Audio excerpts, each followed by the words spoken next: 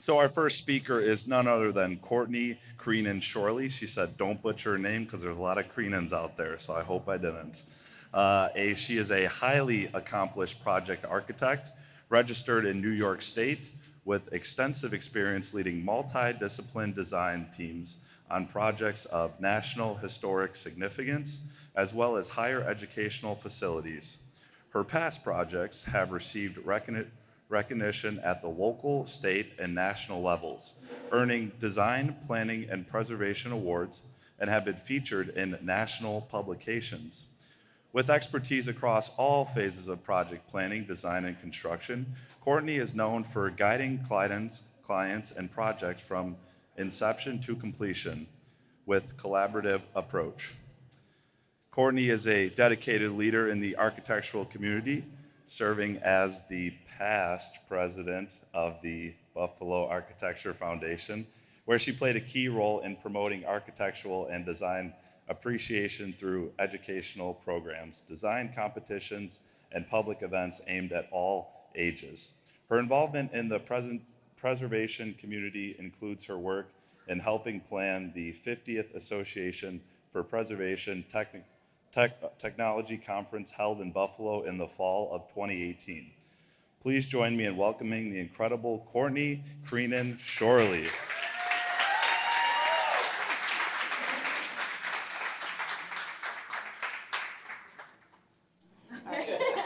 All right, wait. For 2 extra seconds. For my first several slides, imagine we are in 1925. Now you can start it.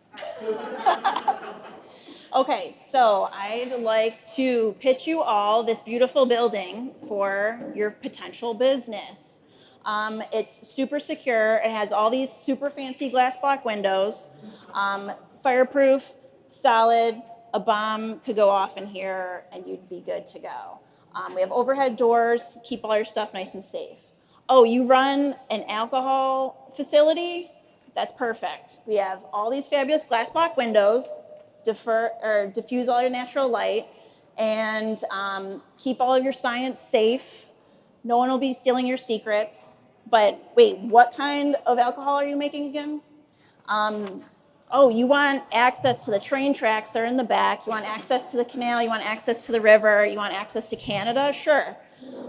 Yes, your friends that work for Buffalo PD and the railroad and whoever, yeah, they, I guess, could come and help you ship your stuff in the middle of the night. Oh, wasn't this Brad, your alcohol company right here? Sorry, I see you. $3 million worth of prohibition dealings this company was convicted of. So in 2019, building again comes for sale. Former storage, alcohol manufacturer. Who wants to buy it? Weedy does, because they're running out of space for the West Side Bazaar on Grant Street. 16,000 square feet here. Just as a kind of overview, Weedy is the parent organization for the West Side Bazaar. This is definitely their most visible organization or program, but they run tons of multilingual K through 12 education programs, business incubators, small business rotating loans. So in 2019, CJS Architects was hired by Weedy to design an expansion for their most outward-facing program, the West Side Bazaar. It's a business incubator. We started and had meetings in person during SMAC design, but this entire thing really was designed during COVID. So we're kind of model for teams of working online and totally remote from each other.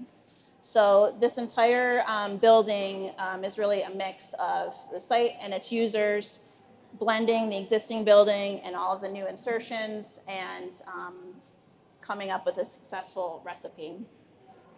The whole concept is really centered around like a Roman forum or a Greek agora, where you have kind of all the action happening in the middle and services kind of surrounding the outside of it. As we went through construction, we found a lot of these cool little Easter eggs that we tried to save. This ad for milk actually has a Bill's schedule from 1971. So that we saved. There was a lot that we could not save because this is a family establishment. So we painted over a lot of stuff. So the biggest move and most labor-intensive, time-intensive part of the construction was actually inserting the skylight here.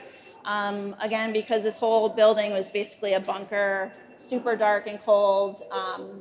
How do we get natural light into this space while also utilizing the windows that front the street?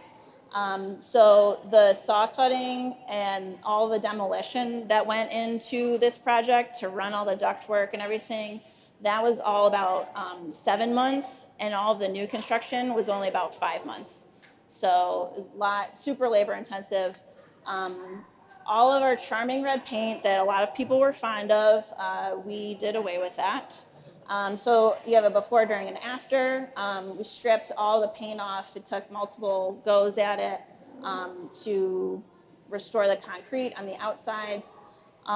What we call our prohibition bar is kind of framed out by striping that was used by forklift drivers when they were in here. So that frames the bar really nicely. Our fabulous glass block windows, which are original to the building, were all restored. And we found matches for that. Anything really, we were trying to bring in Wheaties branding, so even like the aggregate and the sidewalk, we tried to use their colors as well. A lot of reclaimed materials were used, and if they were new, we tried to source them more responsibly. So like all the tile is American made, and it's actually a women-owned company, and it's like 90% of their employees are women as well. So when the bazaar opened, all of the tenants really hit the ground running. There was tons of pent-up energy because of the pandemic and the Grant Street location having to close. But what we've really what I hope we've achieved is really celebrating sort of the uniqueness of this building, which is kind of a different building type. Instead of just your brick wood framed building, here we have this solid concrete structure. So we're really trying to celebrate both obviously the users here and the uniqueness of the building too. That's it.